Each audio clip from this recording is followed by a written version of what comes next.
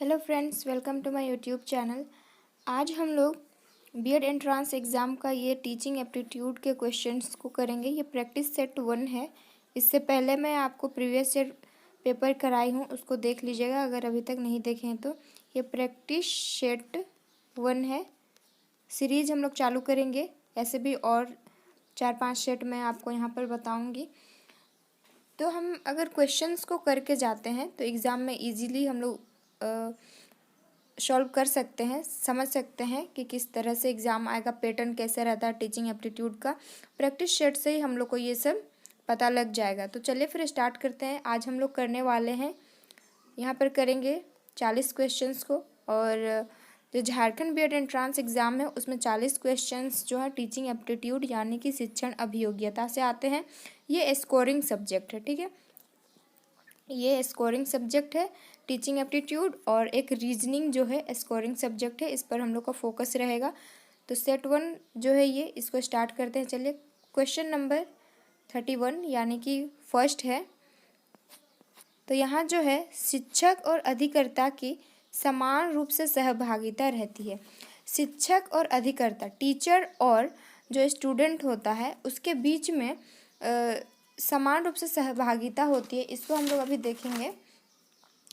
तो 31 का जो आंसर होगा, ऑप्शन पहले देखते हैं। ऑप्शन ए है व्याख्यान विधि, एक्सप्लेन मेथड, प्रदर्शनी यानी कि प्रोजेक्ट, उत्तर प्रश्न, प्रविधि, और इनमें से कोई नहीं। तो इसका जो करेक्ट आंसर होगा 31 का करेक्ट आंसर हो जाएगा ऑप्शन सी, प्रश्न उत्तर विधि में जो है शिक्षक और अधिकर्ता यानी कि टीचर और स्टूडेंट्स की जो सहभागिता होती है वो क्या होती है, बराबर होती है, ठीक है। हम लोग वर्ड्स को समझेंगे, शब्दों को समझ के हम लोग क्वेश्चन को सॉल्व करेंगे और एलिमिनेशन मेथड लगाने की कोशिश करेंगे। 32 का जो क्वेश्चन है, एक शिक्षक जिसके शिक्षक ने होगा शिक्षण में रुचि विकसित करती है, शिक्षण होगा यहाँ पर।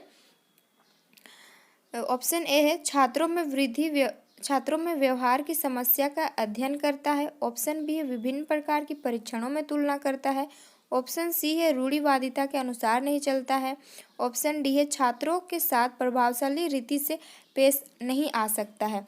तो एक शिक्षक जिसने शिक्षण में रुचि विकसित की है, शिक्षण में, टीचिंग में, तो इसका करेक्ट आंसर हम लोग देखेंगे कौन सा होगा। छात्रों में व्यवहार की समस्या का अध्ययन करता है। एलिमिनेशन मेथड लगाएंगे, जैसे रूढ़िवादिता के अनुसार नहीं चलता, ये नहीं होगा। छात्रों के साथ प्रभावशाली रीति से पेश नहीं आ सकता, ये भी नहीं होगा। तो इसका जो करेक्ट आंसर होगा वो एप्रोप्रिएट आंसर हम लोग को यहाँ पे चूज करना है। तो उसका सही आंसर होगा ऑप्शन ए। नेक्स्ट हम लोग देखते हैं 33 नंबर जो है शैक्षिक रूप से कुसमायोजित बच्चे होते हैं, ठीक है। तो इसका मतलब क्या होता है, वर्ड्स को समझेंगे तभी हम लोग आंसर को टिक कर पाएंगे। शैक्षिक का मतलब एकेडमिकली होता है, और कुसमायोजित ये एक हम लोग का चैप्टर है जो कि समायोजन करके चैप्टर है, पढ़ना है, उससे क्वेश्चन पूछा जाता है। समायोजन जिसको बोलते हैं एडजस्टमेंट, ठीक है, एडजस्टमेंट। इसके बारे में मैं आपको इससे पहले जो प्रीवियस ईयर क्वेश्चन पेपर को सॉल्व कराई हूँ उसमें मैं अच्छे से बताई हूँ। तो एडजस्टमेंट को हम लोग जल्दी से समझ लेते हैं क्या होता है। एडजस्टमेंट वह होता है जो मतलब एनवायरनमेंट के अकॉर्डिंग अपने आप को अडाप्ट कर देना, अपने आप को उस वातावरण के अनुसार अपने आप को ढालना, उसी को बोलते हैं एडजस्टमेंट। इसी का जो अपोजिट होता है, आप बोल सकते हैं एंटोनिम जो होगा वो कुसमायोजित यानी कि माल एडजस्टमेंट। इसको इंग्लिश में बोलेंगे, जो कुसमायोजित है इसको बोलेंगे हम लोग माल एडजस्टमेंट, यानी कि जो एडजस्ट नहीं कर पाता है अकॉर्डिंग टू एनवायरनमेंट। तो इसका ऑप्शन है बहुत कम उपलब्धि वाले, अपनी शैक्षिक समस्या में बहुत निराश रहने वाली, उपरोक्त दोनों, उपयुक्त में से कोई नहीं। तो 33 का करेक्ट आंसर होगा ऑप्शन सी, उपरोक्त दोनों। कम उपलब्धि वाले, अपनी शैक्षिक समस्या से बहुत निराश रहने वाले लोग को हम लोग कुसमायोजित बच्चों में ला सकते हैं, ठीक है। अभी हम लोग करेंगे 34 यानी कि क्वेश्चन नंबर 4 होगा। इसी तरह से क्वेश्चन पूछा जाता है टीचिंग एप्टीट्यूड में। तो 34 नंबर क्वेश्चन है, शिक्षा में 10+2+3 पद्धति को किसने प्रस्तावित किया था? तो 34 का जो करेक्ट आंसर होगा वो क्या होगा? कोठारी कमीशन, जिसने 10+2+3 पद्धति को प्रस्तावित किया था।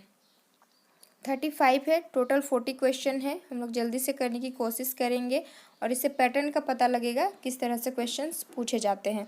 35 का है, छात्रों की आवश्यकताओं और रुचि को जानने में शिक्षक का ज्ञान इस विषय से संबंधित है। नीड और इंटरेस्ट, ठीक है। इसका ऑप्शन है शिक्षा का दर्शन, शिक्षा का मनोविज्ञान, शिक्षा का समाजशास्त्र, शिक्षा की राजनीति। तो 35 का करेक्ट आंसर होगा शिक्षा का मनोविज्ञान, will be the option B will be the correct answer. 36 number question है, सृजनात्मक बालक में निम्नलिखित में से कौन सा गुण नहीं पाया जाता है? यानी कि which of the following qualities is not found in creative student या क्रिएटिव चाइल्ड। क्रिएटिव चाइल्ड यानी कि सृजनात्मक बालक में कौन सा गुण नहीं होता है? ऑप्शन ए जो है खोजपूर्ण प्रवृत्ति, ऑप्शन बी है अंतर्दृष्टि, क्रियाशीलता और सीमित रुचियाँ। तो 36 का करेक्ट आंसर हो जाएगा सीमित रुचियाँ। सीमित रुचियाँ नहीं होती है, जो क्रिएटिव चाइल्ड जो होते हैं उनको जानने की जिज्ञासा होती है वो, और उनकी जिज्ञासा जो है वो बढ़ती जाती है, वो सीमित नहीं रहती है। तो option D will be the correct answer. 37 number question है, मनोविज्ञान के अनुसार बाल विकास की कौन सी अवस्था सबसे जटिल व कठिन है? According to psychologist which stage of child development is the most complex and difficult, ठीक है। तो शैशवावस्था, किशोरावस्था, बाल्यावस्था, इनमें से कोई नहीं। तो 37 का जो करेक्ट आंसर होगा ऑप्शन बी किशोरावस्था यानी कि एडोलसेंट, ये सबसे कॉम्प्लेक्स और डिफ़िकल्ट स्टेज होता है। तो ऑप्शन बी इसका करेक्ट आंसर होगा। 38 का देखते हैं, निःशक्त बच्चों के लिए समेकित शिक्षा की केंद्रीय प्रायोजित योजना का उद्देश्य है देश में निःशक्त बच्चों को शैक्षिक उपलब्ध कराना। तो 38 का करेक्ट आंसर होगा नियमित विद्यालयों से। इस तरह के क्वेश्चन पूछे जाते हैं तो इसको ध्यान में रखना है। 39 का होगा करेक्ट 39 नंबर जो क्वेश्चन है देखते हैं, बच्चे के विकास सिद्धांतों को समझना शिक्षा की सहायता करता है। Understanding the child development principle helps the teacher. तो ऑप्शन देखते हैं, शिक्षार्थी के सामाजिक स्तर को पहचानने में, शिक्षार्थी की आर्थिक पृष्ठभूमि को पहचानने में, शिक्षार्थियों को क्यों पढ़ाना चाहिए यह औचित्य स्थापित करने में, शिक्षार्थियों की भिन्न अधिगम शैलियों का प्रभावी रूप से संबंधित करने में। तो हम लोग को क्या करना है कि समझना होगा क्वेश्चन को। इस तरह के ऑप्शन होंगे तो इसमें कौन सा इसका एप्रोप्रिएट आंसर होगा उसको देखना है। तो 39 का जो करेक्ट आंसर होगा ऑप्शन डी, शिक्षार्थियों की भिन्न अधिगम शैलियों को प्रभावी रूप से संबंधित करने में। 40 नंबर क्वेश्चन है, सबसे सफल शिक्षक वह होता है, the most successful teacher is one who. तो सबसे सफल शिक्षक कौन होता है देखते हैं चलिए। छात्रों के विकास में रुचि लेता है, अनुशासन बनाए रखता है, अच्छे अंक देता है, नियमित गृह कार्य करता है। 40 नंबर क्वेश्चन का आंसर हम लोग को यहाँ पे बताना है। तो अनुशासन बनाए रखता है, अच्छे अंक देता, elimination method is the important, ठीक है, वो इम्पॉर्टेंट हो जाता है हम लोग को, मतलब इम्पॉर्टेंट नहीं बोलेंगे, यानी कि हम लोग को आंसर क्लिक करने में वो क्या करता है, हेल्प करता है, इम्पॉर्टेंट नहीं हेल्प करता है। तो हम इसको लगा सकते हैं अगर आप एलिमिनेशन मेथड से कर रहे हैं, आंसर आपको नहीं डायरेक्ट नहीं पता है। तो नियमित गृह कार्य देता है, अनुशासन बनाए रखता है, ये भी नहीं होगा, ऑप्शन ए जो कि करेक्ट आंसर होगा। सबसे सफल शिक्षक वह होता है जो छात्रों के विकास में, डेवलपमेंट ऑफ स्टूडेंट्स, उसमें इंटरेस्ट लेता है, तो वही जो है सबसे सफल शिक्षक, सक्सेसफुल टीचर होता है। आगे है 31 नंबर क्वेश्चन, शिक्षक को प्रोत्साहित करना चाहिए, टीचर शुड एनकरेज करना चाहिए टीचर को। ऑप्शन ए है छात्रों में शीघ्र पाठ्यक्रम समाप्त करने के लिए चिंता उत्पन्न करना। चिंता उत्पन्न तो कराना है ही नहीं स्टूडेंट्स को। छात्रों में शीघ्र काम पूरा करने के लिए प्रताड़ित करना, ये बिल्कुल नहीं होगा, प्रताड़ित करना ही नहीं है स्टूडेंट्स को। ठीक है। छात्रों के बीच उचित संभाषण को प्रोत्साहित करना, हाँ ये हो सकता है। छात्रों को प्रश्न पूछे पर दंडित करना, ये नहीं होगा। तो यहाँ पे एलिमिनेशन मेथड हम लोग का काम आ गया। तो इसका जो करेक्ट आंसर होगा ऑप्शन सी, छात्रों के बीच उचित संभाषण को प्रोत्साहन करना है। शिक्षक, यही चीज़ जो है शिक्षक को एनकरेज यानी कि प्रोत्साहित करना चाहिए। 42 नंबर क्वेश्चन को देखते हैं। 42 नंबर क्वेश्चन है, शिक्षा के स्तर में ह्रास का मुख्य कारण है छात्रों की लापरवाही, शिक्षकों की अपरंगता, अभिभावकों की विचार मग्नता और इनमें से सभी। तो 42 नंबर जो क्वेश्चन है इसका है ऑप्शन डी, इनमें से सभी। 43 नंबर क्वेश्चन, निम्नलिखित में से कौन सी अक्षमता केवल जन्मजात होती है। 43 नंबर क्वेश्चन को देखेंगे। Which one of the following disability only congenital यानी कि जन्मजात इट अकर। तो कौन सी जो है जन्मजात होती है। तो ऑप्शन ए है दृष्टि दोष, श्रवण दोष, मुख बधिर और मंद बुद्धि। तो इसका करेक्ट आंसर हो जाएगा ऑप्शन डी, मंद बुद्धि वाले। मंद बुद्धि जो है वो जन्मजात अक्षमता डिसएबिलिटी होती है। 44 नंबर क्वेश्चन है, निम्नलिखित में से कौन सी इकाई का उपयोग सुनने की क्षमता की जांच हेतु किया जाता है।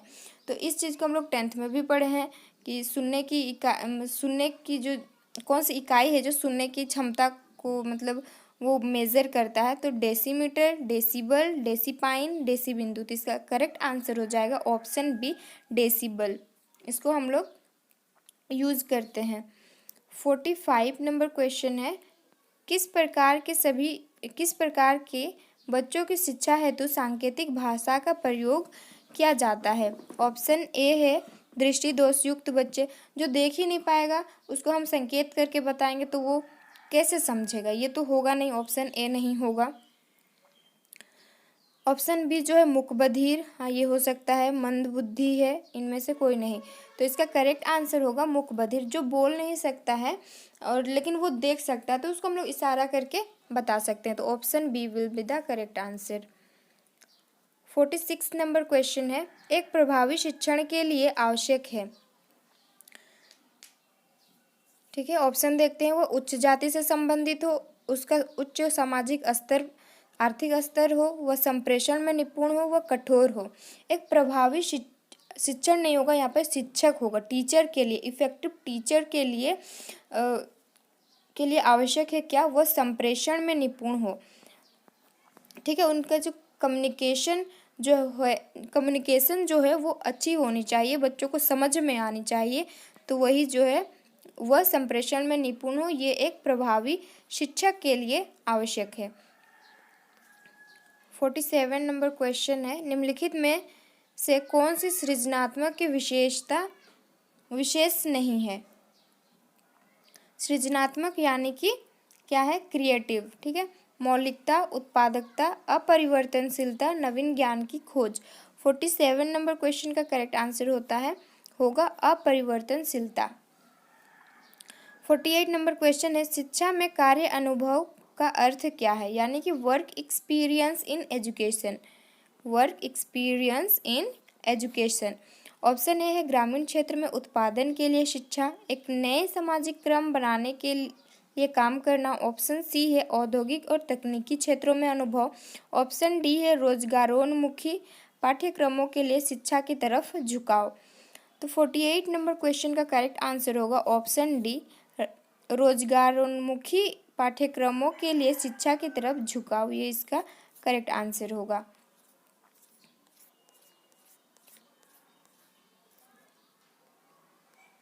। 49 नंबर क्वेश्चन है, विद्यार्थी क्रिया करने के बाद सरलतापूर्वक सीख लेते हैं। Students learn easily by doing activity, क्योंकि देखते हैं चलिए, क्रिया सृजनात्मक है, क्रिया स्वयं विद्यार्थी द्वारा की जाती है, क्रिया रुचिकर होती है, शारीरिक श्रम सम्मिलित होता है। तो 49 नंबर क्वेश्चन का जो करेक्ट आंसर होगा वो हो जाएगा ऑप्शन बी, क्रिया स्वयं विद्यार्थी द्वारा की जाती है। विद्यार्थी तभी अच्छे से सीखता है जब वो खुद से करता है, उसको एक्सपीरियंस मतलब उसका अनुभव वो लेता है कि करने से क्या होता है और क्या नहीं होता है। तो वो जब स्वयं ही करेगा तभी जो है वो सरलतापूर्वक सीख लेगा। 50 नंबर क्वेश्चन है, 50 नंबर, बालक में बुरी आदतों के विकसित होने का मुख्य कारण क्या है? एकांकीपन, सामाजिक तुष्टीकरण, पारिवारिक झगड़े, उपयुक्त सभी। तो ये तीनों ही जो हैं विकसित करने में बुरी आदतों को विकसित करने का जो मुख्य कारण है ये तीनों ही है। ठीक है, तो option D will be the correct answer. 51 number question है, एक अच्छे शिक्षण अधिगम वातावरण निर्माण के लिए आवश्यक है। टीचिंग लर्निंग, जो शिक्षण अधिगम, टीचिंग लर्निंग एनवायरनमेंट। ठीक है, तो ऑप्शन ए है एक भव्य भवन, अच्छा पाठ्यक्रम, छात्र शिक्षक में एक दूसरे को समझने की क्षमता या अच्छी पुस्तकें। तो 51 नंबर क्वेश्चन का जो करेक्ट आंसर होगा ऑप्शन सी, छात्र शिक्षक में एक दूसरे को समझने की क्षमता हो। ठीक है, आगे देखते हैं 52 नंबर क्वेश्चन जो है, बाल विकास का सही क्रम क्या है? तो बाल विकास का सही क्रम हम लोग इसमें देखेंगे, पौढ़ावस्था, किशोरावस्था, बाल्यावस्था, पूर्व किशोरावस्था, मध्य किशोरावस्था और उत्तर किशोरावस्था, बाल्यावस्था, किशोरावस्था, पौढ़ावस्था। ये जो चैप्टर है ना, इसको पढ़ना है हम लोग को, तो उसको पढ़ेंगे तो यहाँ इजीली हम लोग को पता लग जाएगा कि इसका आंसर कौन सा होगा। तो यहाँ जो है करेक्ट आंसर क्या होगा, बाल्यावस्था होगा, किशोरावस्था होगा और पौढ़ावस्था होगा। ऑप्शन सी इसका करेक्ट आंसर हो जाएगा। 53 नंबर क्वेश्चन को देखेंगे, वृद्धि का संबंध किससे है? ठीक है, ग्रोथ का संबंध किससे है? आकार व भार से, केवल आकार से, केवल भार से, इनमें से कोई नहीं। तो वृद्धि का जो संबंध है वो किससे है? आकार व भार दोनों से ही है। ऑप्शन ए इसका करेक्ट आंसर होगा। कुछ कुछ क्वेश्चंस ऐसे होते हैं कि उसको देख के ही उसका आंसर क्लिक हो जाता है और कुछ क्वेश्चंस ऐसे रहते हैं कि हम लोग 2-3 बार पढ़ने के बाद भी उसका जो मीनिंग है उसको हम समझ नहीं पाते हैं। तो ये तभी दूर होगा जब हम लोग सेट यानी कि क्वेश्चंस को करेंगे। टीचिंग एप्टीट्यूड ऐसे भी थोड़ा कॉम्प्लिकेटेड होता है समझने में, क्योंकि पहले हम पढ़े नहीं होते हैं इसलिए हम लोग को समझने में प्रॉब्लम आती है। तो एग्ज़ाम देने पहले से ही क्यों ना हम उसकी तैयारी अच्छे से करें। तो यहाँ पर हम लोग सीरीज चलाएंगे तो उसमें इस तरह के क्वेश्चंस और भी देखने को मिलेंगे। कोई रिपीटेड भी क्वेश्चन हो सकता है और नया भी मिल सकता है। तो हर एक क्वेश्चन से हम एक नया चीज़ सीखेंगे। ठीक है, तो इसका 53 का करेक्ट आंसर ऑप्शन ए हो जाएगा। और 54 नंबर क्वेश्चन जो है, विशिष्ट बालक का संबंध होता है, यानी कि विशिष्ट बालक का संबंध किससे होता है, इसको हम लोग को देखना है। बुद्धि से, शिक्षा से, पाठ्य सामग्री से या फिर खेल से। 54 का करेक्ट आंसर होगा ऑप्शन ए, जो कि बुद्धि से होता है विशिष्ट बालक का संबंध। 55 नंबर क्वेश्चन है, डिसकैल्कुलिया किस विषय से संबंधित विकार है? डिसकैल्कुलिया जो है कौन से सब्जेक्ट से रिलेटेड है? तो ये जो इसका जो करेक्ट आंसर होगा ये हो जाएगा ऑप्शन सी। 55 का करेक्ट आंसर हो जाएगा डिसकैल्कुलिया। अच्छा, तो इसका जो करेक्ट आंसर होगा ऑप्शन बी, गणितीय गणना से होती है इसका संबंध। तो option B will be the correct answer. ऐसे ही और भी 3-4 हैं डिसकैल्कुलिया, फिर और भी हैं तो उसको भी हम लोग देखेंगे आगे। 56 नंबर क्वेश्चन है, छात्रों के आवेगों का दमन करने से संभवतः ऑप्शन ए है वे अनुशासन मानने लगते हैं, ऑप्शन बी है उनमें विद्रोह की भावना पनपने लगती है, ऑप्शन सी है उनकी सृजनात्मक शक्ति कुंठित हो जाती है, ऑप्शन डी है बी और सी दोनों ही। तो 56 नंबर क्वेश्चन का करेक्ट आंसर हो जाएगा ऑप्शन डी, जो कि उनमें अगर हम छात्रों के आवेगों का दमन करेंगे तो उसमें क्या होगा, उनमें विद्रोह की भावना पनपने लगती है, उनकी सृजनात्मक शक्ति कुंठित हो जाती है, बदले लेने की भावना तो सबसे पहले आती है। तो इसका करेक्ट आंसर होगा ऑप्शन डी, बी और सी दोनों ही। 57 नंबर क्वेश्चन है, शिक्षण के दौरान एक शिक्षक उदाहरण देते हैं क्योंकि शिक्षण यानी कि टीचिंग के टाइम वो उदाहरण देते हैं क्योंकि छात्रों का ध्यान आकर्षित कर सके, पाठ को रोचक बना सके, पाठ को समझाने हेतु, पाठ को लंबे समय तक पढ़ाने हेतु। तो इसका करेक्ट आंसर होगा ऑप्शन सी होगा, पाठ को समझाने हेतु ही वो क्या करते हैं, शिक्षक जो है एग्जाम्पल देते हैं। एग्जाम्पल से स्टूडेंट्स जो हैं विद्यार्थी वो जल्दी सीख पाते हैं, इसलिए पाठ को समझाने हेतु शिक्षण के दौरान एक शिक्षक जो है उदाहरण देता है। किसी भी चीज़ को हम लोग तभी अच्छे से सीख पाते हैं और जल्दी सीख पाते हैं जब हम उसको किसी से रिलेट या फिर एग्जाम्पल के थ्रू समझे तभी। तो इसका करेक्ट आंसर होगा ऑप्शन सी। 58 नंबर क्वेश्चन है, विकासात्मक कार्य तथा शिक्षा के क्षेत्र में देश का योगदान प्रशंसनीय है। Skinner, Havighurst, Jones, Hurlock.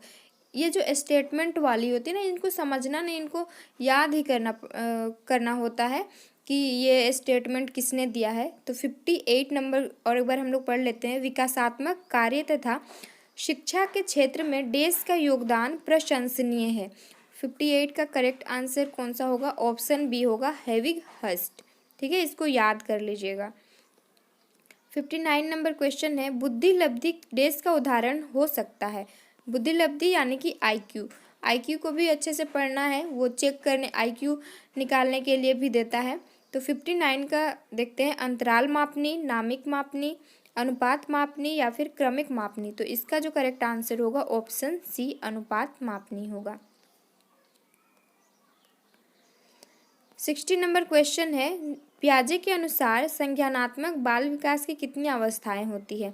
ये पियाजे के अनुसार, अकॉर्डिंग टू पियाजे, कॉग्निटिव चाइल्ड डेवलपमेंट, संज्ञानात्मक बाल विकास, कॉग्निटिव चाइल्ड डेवलपमेंट की कितनी अवस्थाएं होती है, तो कितनी स्टेजेस होती है उनको हमें यहाँ पर बताना है। ऐसे ही जैसे यहाँ पियाजे के अनुसार है, वैसे ही थांडाइक का होता है, पावलाव का होता है, ऐसे ही बहुत सारे मनोवैज्ञानिक है, उनके बारे में थोड़ा थोड़ा हम लोग को पढ़ के ही जाना है, ताकि क्वेश्चंस पूछे तो हमारा जो है आंसर टिक करने में हेल्प हो सके। तो इसका करेक्ट आंसर होगा option C, sorry option A होगा, जो कि 3 अवस्थाएं होती है पियाजे के अनुसार। ठीक है। 61 नंबर क्वेश्चन है, सीखना व्यवहार में उत्तरोत्तर सामंजस्य की प्रक्रिया है। Learning is process of progressive adjustment in behaviour. This statement, ये भी एक स्टेटमेंट है, तो इसे किसने दिया है। सीखना व्यवहार में उत्तरोत्तर सामंजस्य की प्रक्रिया है। ये स्टेटमेंट इम्पॉर्टेंट है, इसे आप नोट डाउन कर लीजिएगा। ऑप्शन है क्रोवक्रो, पियाजे, स्किनर, कोहलर। तो 61 का करेक्ट आंसर होगा स्किनर। इसका जो पूरा नाम है वो BF स्किनर है, तो इसके बारे में पढ़ के ही जाना है। इन्होंने बहुत सारे स्टेटमेंट दिए हैं विद्यार्थियों या कि बालकों के डेवलपमेंट में, विकास में। तो हर एक मतलब जैसे स्टेटमेंट वाला जो पोर्शन होता है उसको पढ़ के ही जाना है। 62 नंबर क्वेश्चन है, निम्नलिखित में सृजनशीलता का प्रमुख तत्व क्या नहीं है। ऑप्शन ए है मौलिकता, अनुशासन, धारा प्रवाहित, लचीलापन। इसका करेक्ट आंसर होगा ऑप्शन बी, अनुशासन। 63 नंबर क्वेश्चन है, देखिए, निम्नलिखित में से क्या बच्चों के सृजनात्मक के विकास में सहायक नहीं है। इनमें से 4 ऑप्शन है, इनमें से बच्चों के सृजनात्मक यानी कि सृजनात्मक के विकास में सहायक नहीं है। खेल, भाषण, कहानी लेखन, निर्माण संबंधी क्रियाएं। तो 63 का करेक्ट आंसर होगा ऑप्शन ए, जो है खेल। एक कक्षा में व्यक्तिगत विभिन्नताओं के क्षेत्र हो सकते हैं, रुचियों के, सीखने के, चरित्र के, उपरोक्त सभी। एक कक्षा, एक क्लास है, उसमें इंडिविजुअल डिफरेंस के क्षेत्र हो सकते हैं। इंडिविजुअल डिफरेंस ये एक टॉपिक है, इसको पढ़ना है। इंडिविजुअल डिफरेंस के बारे में अंतःव्यक्तिक और अंतर्व्यक्तिक करके टॉपिक है, उसको पढ़ना है।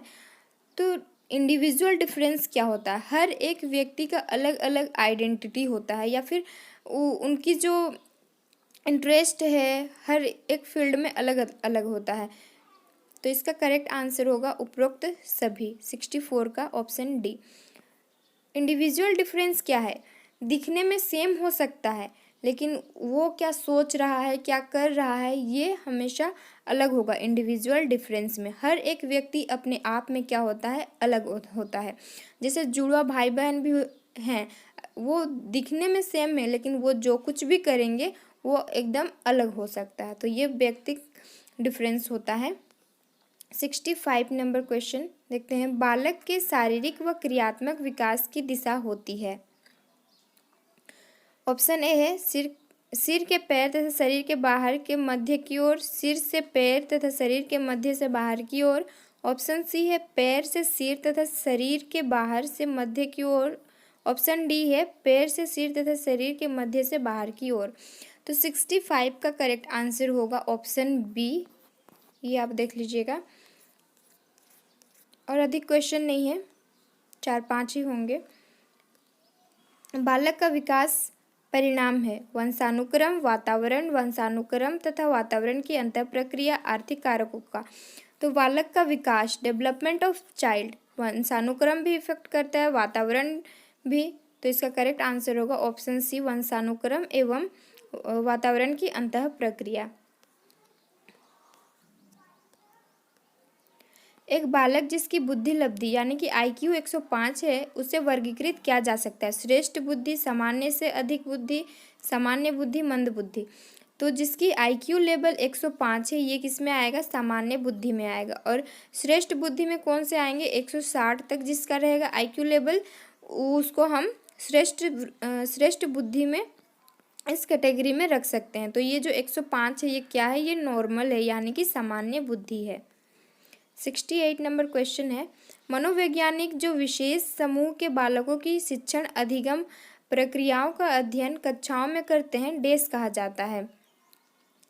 तो यहाँ ऑप्शन देखते हैं। शिक्षा मनोवैज्ञानिक, परामर्शदाता, मनोचिकित्सा, मनोविश्लेषण। करेक्ट आंसर होगा ऑप्शन ए, शिक्षा मनोवैज्ञानिक। किशोरावस्था को जीवन का सबसे जटिल काल मानते हैं। ये जो स्टेजेस हैं ना, किशोरावस्था, बाल्यावस्था, शैशवावस्था, प्रौढ़ावस्था, इसको पढ़ना ही ज़रूरी है। 1-2 क्वेश्चंस आते हैं। तो किशोरावस्था को जीवन का सबसे कठिन काल मानते हैं। और एक क्वेश्चन पूछा जाता है यहाँ पर, जीवन का सबसे कठिन काल कौन सा है? ऑप्शन रहेगा किशोरावस्था, बाल्यावस्था, उसमें किशोरावस्था होगा। तो यहाँ पूछा गया है कि किशोरावस्था को जीवन का सबसे कठिन काल मानते हैं, तो कौन है जो वो किशोरावस्था को जीवन का सबसे कठिन काल मानते हैं? तो इसका जो करेक्ट आंसर होगा ऑप्शन बी होगा, E.A. किर्कपैट्रिक। ठीक है, इसको याद रखना है। 70 नंबर क्वेश्चन है, लास्ट है। किशोरावस्था की शिक्षा में होनी चाहिए, किशोरावस्था की शिक्षा में होनी चाहिए। ऑप्शन है यौन शिक्षा, व्यावसायिक शिक्षा, निर्देशन, और ऑप्शन डी है इनमें से सभी। तो किशोरावस्था में जो है ये तीनों ही करना चाहिए। यौन शिक्षा के बारे में भी बताना चाहिए, व्यावसायिक शिक्षा के बारे में भी हमें बालकों को बताना चाहिए, स्टूडेंट्स को बताना चाहिए, और निर्देशन भी देना चाहिए, और ये सभी। तो option D will be the correct answer. तो ये थे 40 इम्पॉर्टेंट टीचिंग एप्टीट्यूड के क्वेश्चंस। इस तरह से ही क्वेश्चंस को पूछा जाता है। आप यहाँ से 1-2 बार प्रैक्टिस कर लेंगे तो आराम से आप एग्ज़ाम में टिक कर सकते हैं, अपना आंसर करेक्ट कर सकते हैं। ठीक है, तो ऐसे ही, और ये था प्रैक्टिस सेट 1 था। ऐसे ही और हम लोग करेंगे। तो आप इस चैनल पर नहीं जुड़े हैं तो जुड़ जाइएगा। ऐसे ही इम्पॉर्टेंट क्वेश्चंस आपको यहाँ पर सॉल्व कराए जाएंगे। हिंदी के भी 1-2 टॉपिक मैं दी हूँ, और इंग्लिश हिंदी के जो प्रीवियस ईयर पेपर है उसको भी मैं अपलोड की हूँ। आप अगर अभी तक नहीं देखे हैं तो उसको आप देख लीजिएगा, और आगे हम लोग सॉल्व करेंगे और भी ऐसे क्वेश्चंस। तो डेली ये क्लास चलेगी, आप लोग यहाँ पर इस चैनल पर विजिट करके देख सकते हैं।